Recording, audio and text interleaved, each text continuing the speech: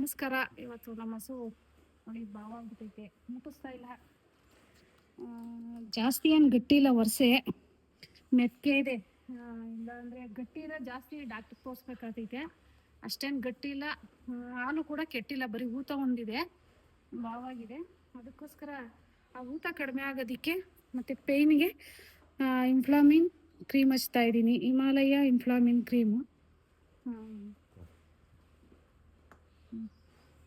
ಈ ಥರ ಮೇಲಿಂದ ಹಿಂಗೆ ಕೆಳಕ್ಕೆ ಸರಬೇಕು, ಈ ಥರ ಮೇಲಕ್ಕೆ ಸರಬಾರ್ದು ಕ್ರೀಮ್ ಯಾವತ್ತೂ ಅಷ್ಟೇ. ಯಾವುದೇ ಕ್ರೀಮ್ ಆಗಲಿ ಈ ಥರ ಮೇಲಿಂದ ಈ ಥರ ಕೆಳಕ್ಕೆ ಸರುಕೊಂಡು ಬರಬೇಕು.